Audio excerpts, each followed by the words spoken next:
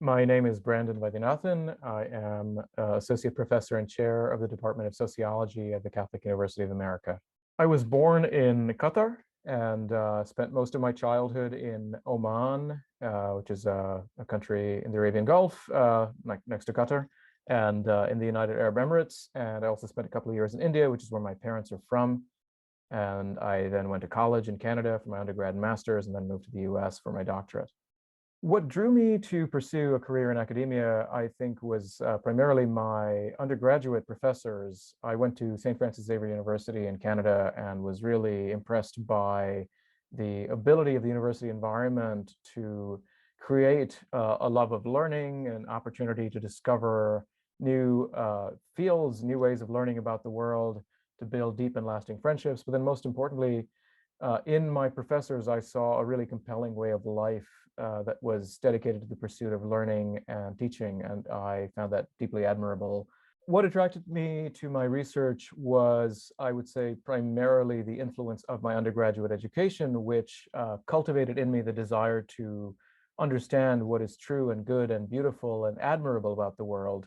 That's sort of the motto of my undergraduate university. I really was exposed to so many new areas that I'd never heard of before, like sociology and psychology and philosophy, before starting at university.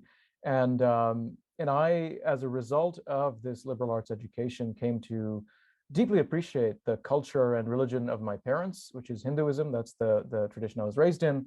And I didn't really value it growing up. And I became a Catholic when I was in college, and that actually gave me a deep appreciation both for Hinduism and for India. And I wanted to understand the cultural transformations that India and the Middle East were undergoing in the last few decades, and that's what led me to sociology. And then in particular, I wanted to learn how organizational cultures, like in corporations, as well as in science and even in religious institutions, were being shaped by globalization, and then how they were impacting their members. So that's what drew me to the research that I do. I applied to the ICAS Fellowship because I was really struck by the mission of the Institute, first of all, to the mission to strengthen what Catholic scholarship and the Catholic intellectual tradition can bring to the questions of the day. And I was, I think, particularly struck by the emphasis of the Institute on innovating, not just returning to the Catholic intellectual tradition of the past, but on seeing it as an evolving tradition and contributing to the growth and development of that tradition.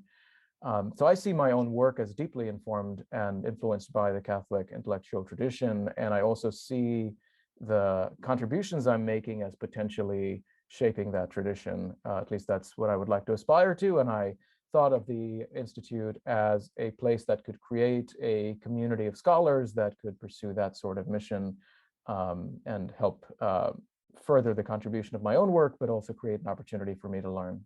So my project as part of the fellowship has three components. One is to finish writing a book about the role of aesthetics in science. So I'm conducting the world's largest study of what scientists think about beauty, awe, and wonder in their work, where they experience it, why it matters to them, and so on, based on an international survey and interview project. The second aspect of my work, the second thing I would like to do, is to build and expand a platform that looks at the role of beauty in our lives more broadly.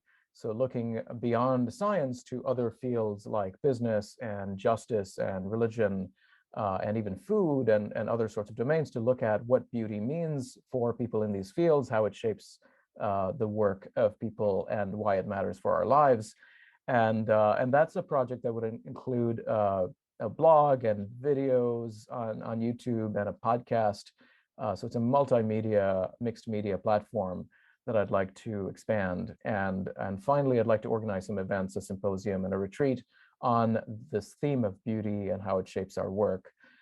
This work on beauty, I think, is really important because I think that beauty is a neglected aspect of the human experience. And we think of beauty, we often think of fashion, or we think of art. And I think beauty matters to other realms of our life as well. It matters for the work we do, it matters for well-being, it matters for mental health, it matters across a variety of domains. And I think if we're not conscious about what we find beautiful, we'll find ourselves, I think, missing out on a couple of things. One is if we don't attend to beauty, we will be inattentive to what is really drawing us. And we can't escape beauty. In some sense, we have to be drawn by things. We have to be attracted by things. We have to desire things as human beings.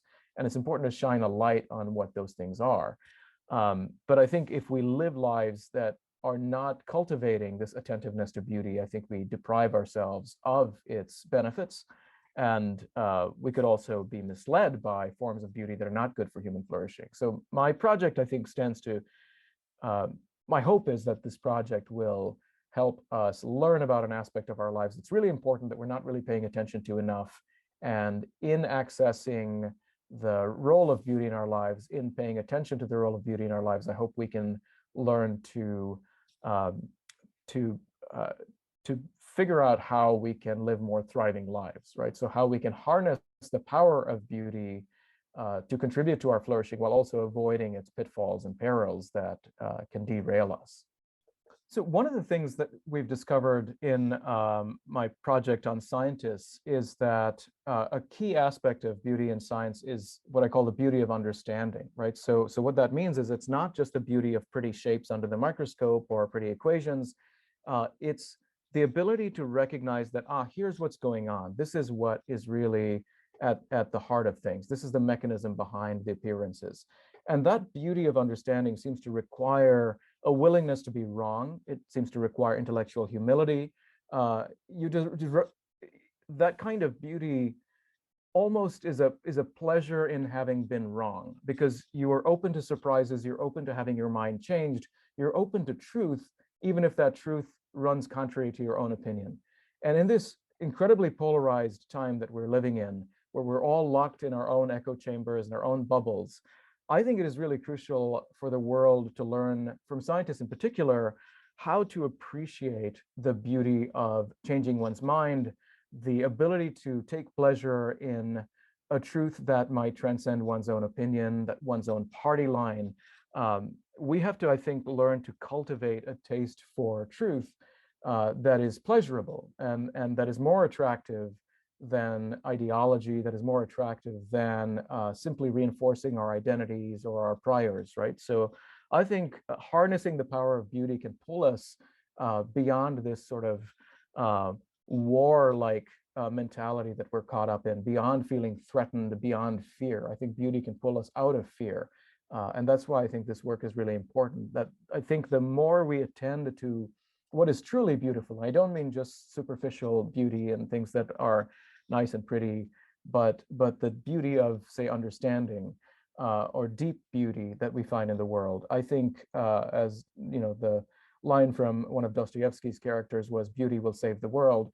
I think we can, in a non-naive sense, try to appreciate the power of beauty in pulling us out of ourselves, particularly in this time of conflict. What is it that can draw us to the truth and to what is truly good, and allow us to really overcome the forces that are dividing us and keeping us locked into our own identities and opinions. My name is Brandon Vaidyanathan. I'm an associate professor of sociology at the Catholic University of America, and I'm also the chair of the sociology department here.